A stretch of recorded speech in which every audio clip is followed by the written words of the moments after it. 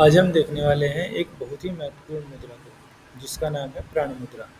प्राण मुद्रा को लगाने के लिए हमें क्या करना है? हमारे हाथ की छोटी उंगली और रिंग फिंगर, अनामिका उंगली, इन दोनों को और साथ में अंगूठे को। तो इन तीनों के योग से जो मुद्रा बनेगी, तीनों के टिप को आपस में मिला लेना है और बाकी दोनों उंगलियों को हम सीधे रखेंगे। तो इन तीनों उंगलियों के योग से जो मुद्रा बनेगी वो होगी हमारी प्राण मुद्रा।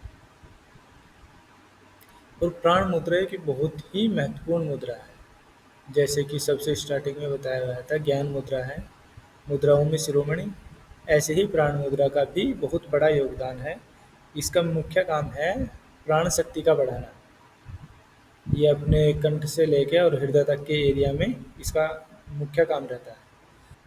और ये हमारी रोग प्रतिरोधक शक्ति बढ़ाती है, हमारे इम्यून सिस्टम को मजबूत करती है। अगर किसी को पहले से कोई बीमारी है या किसी को बार बार बीमारी होती रहती है, कोई बार बार बीमार पड़ता रहता है, फीवर हो रहा है या कोल्ड हो रहा है या और भी कोई कोई भी प्रॉब्लम हो सकती है, हर बीमारी के लिए ये मुद्रा यूजफुल है।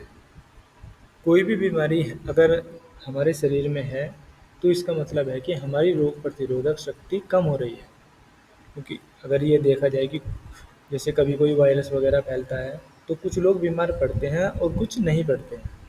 और कुछ में क्या होता है कि वो बीमार पड़ भी गए तो जल्दी रिकवर कर जाते हैं। वो जल्दी रिकवर करने वाले या जिन्हें वो बीमारी नहीं होती, ऐसे लोगों की रोग प्रतिरोधक शक्ति अच्छी होती है।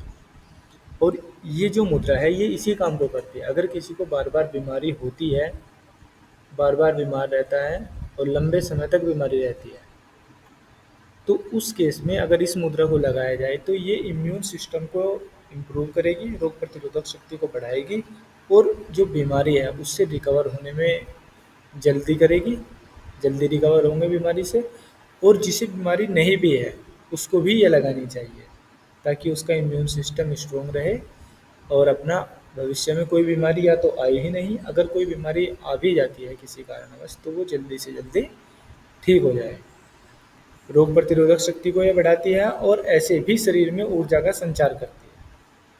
इस मुद्रा को लगाने के लिए हमें एक तो हमारा जो कनिष्ठा है जल तत्व है और एक हमारी जो अनामिका उंगली है वो पृथ्वी तत्व है और अंगूठा हमारा अग्नि का प्रतीक है। इन तीनों के योग से ये बनती है। तो इन तीनों का ये काम करती है।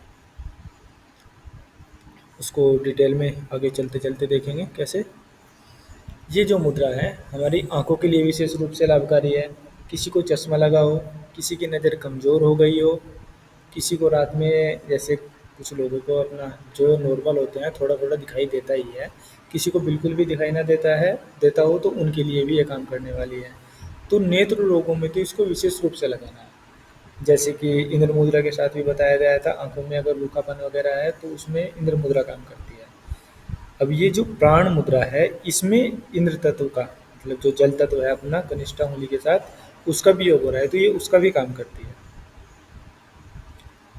रूखापन वगैरह भी दूर करेगी और आई साइट को भी इम्प्रूव करेगी। जो बाकी दृष्टि दोष हैं उनमें भी ये लाभ पहुँचाएगी। ठीक, अभी तक जितनी भी मुद्राएं बताई गई हैं, खाली जो सबसे पहले थी ज्ञान मुद्रा को छोड़ के, ज्ञान मुद्रा को भी हम अनलिमिटेड कर सकते हैं और ऐसे ही हमारी प्राण मुद्रा है। कम से कम 1-2 घंटा करो। अगर किसी के पास टाइम नहीं है तो अपना जितना भी मन पड़े, 10 मिनट, 15 मिनट, 20 मिनट। और किसी के पास फुल टाइम है तो दिन भर भी इसको कर सकते हैं। ऐसा तो नहीं है कि कोई दिन भर करेगा, लेकिन एक बात ये है कि इससे कोई हानि होने वाली नहीं है। अगर कोई इसको दिन भर भी करता है, इससे जो होगा तो लाभ ही होगा। बाकी मुद्राओं के हानि लाभ सब बताए हुए होते हैं। 1-2 मुद्राओं को छोड़ के ये भी उन 1-2 मुद्राओं में से ही है जिसका कि कोई हानि नहीं है। जितना लगाए उतना अच्छा।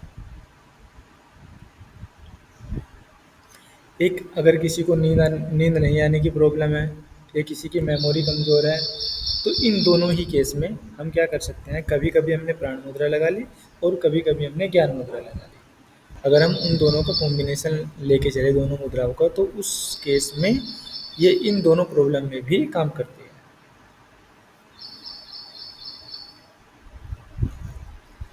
जैसे जल तत्व के लाभ भी इससे मिलते हैं क्योंकि इसमें कनिष्ठांगुली का योग है। ऐसे ही पृथ्वी तत्व के भी इसमें लाभ मिलते हैं। जैसे कि पृथ्वी मुद्रा के साथ बताया गया था कि वो विटामिन वगैरह दूर कर विटामिन की कमी को दूर करती है, ऐसे ही जो हम अपना ये लगाएंगे प्राण मुद्रा।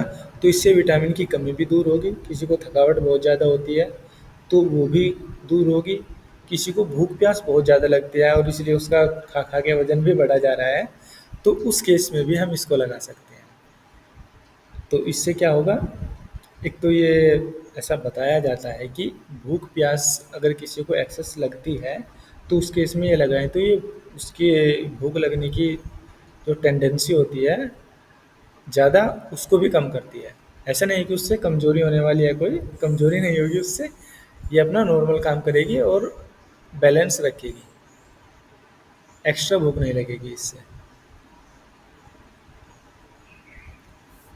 एक है, अगर कोई डायबिटीज़ का रोगी है तो उसे एक तो ये प्राण मुद्रा से ऐसी रोग प्रतिरोधक शक्ति बढ़नी है, तो ये ऐसे भी लाभ करेगी और साथ ही साथ इसको अगर हम अपान मुद्रा के साथ करेंगे, अपान मुद्रा क्योंकि अपना जो डाइजेस्टिव एरिया है उधर काम करती है और जो डायबिटीज़ से प्रभावित होने वाले अंग हैं शरीर के वो वहीं पे होते हैं, लीवर पे भी असर डालती है, पेनक्रियाज पे भी असर डालती है, तो अपान मुद्रा वहाँ पे भी काम करेगी और फिर अपना प्राण मुद्रा रोग प्रतिरोधक शक्ति को बढ़ाएगी।